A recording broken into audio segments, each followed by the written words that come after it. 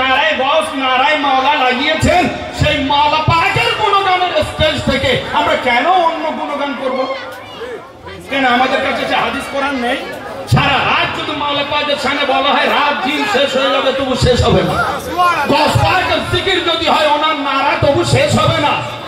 তাহলে আজ আমরা এখানে অন্য কি প্রচার করছি?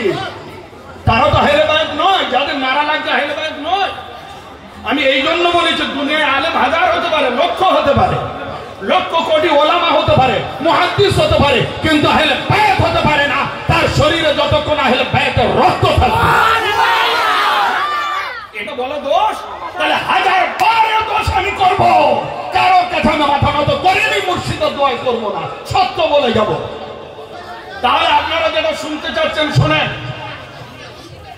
শুনতে চাচ্ছেন শোনেন, যে আজ হযরতে মাওলা ইমাম জাফর সাদিক আলাইহিস সালাম, আজ হুজুর মাওলা ইমাম বাকের আলাইহিস সালাম ওনার দরবারের গোলামি করে হযরতে ইমামে আজম আবু হানিফা রাহমাতুল্লাহ আলাইহি, আমরা হানাফি মাসলাক, আমাদের বন জন্ম থেকে নিয়ে আপনার কবর অবধি এই পুরো মসলা হানাফিতে আমরা চলি। কিন্তু উনি এই ফেরেশতা কোত্থেকে পাচ্ছেন? আহলে বায়াতের দরবার থেকে পাচ্ছেন, ওখানকার ভিক্ষা নিয়ে পাচ্ছেন। তাহলে এইবারে যেখানে হযরতে ইমাম হাসান হোসেন পাকদের জিকির হবে, সেখানে গোলামদের জিকির হতে পারে না। আরো আসুন, আপনাদের যাদের একটু গোসা লাগছে, লাগতেই পারে, কেন আপনাদের ভুল বোঝানো হচ্ছে। আমাদের যিনি ভারতবর্ষের খ্যাতনামা মাওলানা আহমদ রাজা খান বেরেলভী, উনি কি বলছেন নিজের ব্যাপারে দেখুন, হুজুর গস পাকের সাথে কি নিসবত করছেন দেখুন। বলছেন তুঝসে দর, দর্দ সে সদ, সদ সে হ্যায় মুঝে নিসবত। কি বলছেন? যে হুজুর গসে পাক, তুমি যে ঘরে বাস করো সেই ঘরের দরজা তোমার সাথে নিসবত। তাহলে তোমার পরে দরজা, দরজার পরে কুকুরের স্থান, আর কুকুরের সাথে আমার নিসবত। নিজে তাহলে ক্যাটাগরিক্যাল বুঝিয়ে দিল কিনা যে কোন স্টেজের উনি, কোন স্টেজে। তা যার কুকুরের সাথে নিসবত আমরা সেই দরবারের কুকুর মনে করি, তাহলে আকার স্টেজে কুকুরের নারা লাগে কেন? উত্তর দেন, উত্তর দেন। আকার নারা লাগবে। উনি নিজে বলছেন যে হুজুর আপনার দরের সাথে আপনার, যেহেতু আপনি দরজা দিয়ে যাতায়াত করেন, ওনার কাসিদা দিয়ানে বলেছেন, সেহেতু আর ওই দরজায় আপনার কুকুর বসে থাকে। ঠিক আছে, আমি এই কিতাব লিখেছি, এই কিতাব আমার ফায়দানে কসলাদ 11 শরীফের ইতিহাস, আমি এখানে লিখে দিয়েছি সাদে গসে পাক, গস পাকের দরবারের কুকুর। এই কিতাব আমার 11 শরীফের ফজিলতের উপরে লেখা। এই বাংলাদেশ এবং আমাদের এই পশ্চিম বাংলার মধ্যে এরকম কিতাব এই গস পাকের উপরে কেউ লেখেনি। বড় বড় মুফতিরা বাংলা আমাদের ওয়েস্ট বেঙ্গলে লিখেছে, অন্যান্য এই 11 শরীফের উপরে পিওর এইরকম কিতাব একটা কেউ লেখেনি। এক গোলাম লিখেছে, 4 নম্বর দরবার শরীফের এই কুকুর লিখেছে। তাহলে আমার কি শেখাতে হবে যে আমি কার বয়ান করব? 11 শরীফের ফজিলত, 11 শরীফের বয়ান করব, কিন্তু সেই বয়ানের মধ্যে অন্য নারাটা কেন লাগবে? নারা লাগেন না, আপনারা জলসা করেন, ঘরে লাগান, যেখানে করে লাগান, কিন্তু এই মজলিস ও নারার জায়গা নয়। মাসলাকে, মাসলাক মানে নাকি যে তরিকায় চলা হবে। আমরা তো গস পাকের তরিকায় চলি, আমরা তো মাওলা পাকের তরিকায় চলি, আমরা মাওলা পাকের রাস্তায় চলি। মাওলা পাকের রাস্তা কি?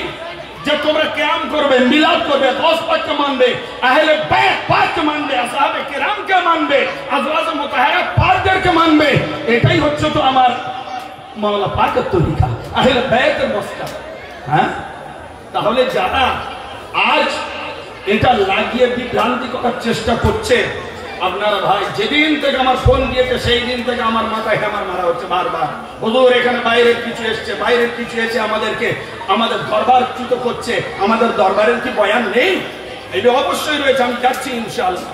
হ্যাঁ, আরো কয়েকজন আসছেন, যারা এখানে আছেন, যারা আসেন কয়েকজন হুগলি আশেপাশে বর্ধমানে এইসব হুগলি টুগলি থেকে আসছে। আমি সেই দরবারে গিয়েছি, আমি গিয়েছি।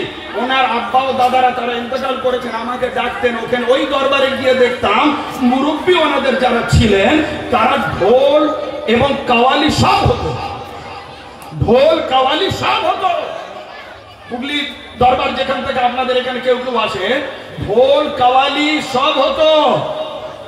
এই 10 বছর হচ্ছে বন্ধ হয়েছে, যখন থেকে ওনারা বাইরে থেকে পড়াশোনা করে এসছে, ছেলেরা বন্ধ। তাহলে আমি প্রশ্ন করতে চাই, এত বড় একটা মুরব্বী দরবার, এত বড় বুজুর্গ দরবার, তাহলে বেহেশত দরবার বলে, তাহলে আজ 200 বছর 300 বছর যে কাওয়ালি চলে এলো, তাহলে তারা হারাম করে গিয়েছে তোমার বাপ দাদারা? বলো, উত্তর দাও। তাহলে আজ তুমি বন্ধ করছো কেন? বন্ধ করলে কেন তোমাদের দরবারে? আর ওরাই এসে আপনাদেরকে নিজেদের তো হয়েইছে অন্য দরবারে নাম লিখে দিয়েছে, আপনাদের ইমানটা মেদিনীপুর দরবার শরীফ থেকে নিয়ে অন্য জায়গায় বেঁধে দিচ্ছে, অন্য জায়গায় বেঁধে দিচ্ছে। তাহলে বলুন, এর থেকে সাবধান করলে কি দোষ? আর যদি বলেন হ্যাঁ হুজুর দোষ, এসব বলতে হবে না, অন্য বলেন আর চলে যান, আলহামদুলিল্লাহ নামবো, নজরানা পাবো, চলে যাবো, ঝগড়ার দরকার নেই, কোনো দরকার নেই।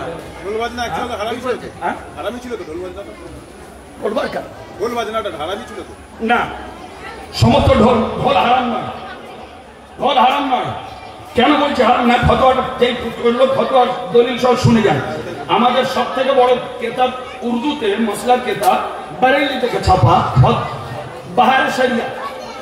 বাহারে শরিয়াত, এই বাহারে শরিয়াত হচ্ছে বারেলি থেকে ছাপা সব থেকে মূল্যবান আমাদের মসলার কেতাব। এই কেতাবের মধ্যে লেখা আছে, যখন বিবাহ হবে, বিবাহর অনুষ্ঠানে তোমরা ঢোল বাজিয়ে প্রচার করবে। যদি হারাম হতো তাহলে আল্লাহ নবীর সুন্নত বিবাহ, তাহলে সেই বিবাহ মজলিসকে ঢোল বাজানোর হুকুম দিতেন? আমজাদ আলী সাহেব রহমতুল্লাহ আলাইহি উনি বাহারে শরিয়াতে লিখে গিয়েছেন, ঢোল বাজানো জায়েজ, তোমরা ঢোল বাজিয়ে বিয়ের প্রচার করবে। বাহারে শরিয়াতে বিবাহের অধ্যায়ে লেখা আছে।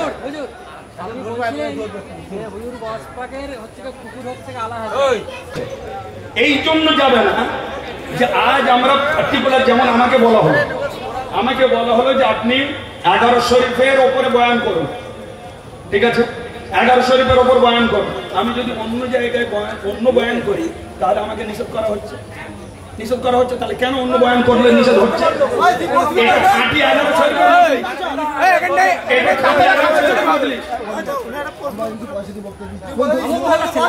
ছেলে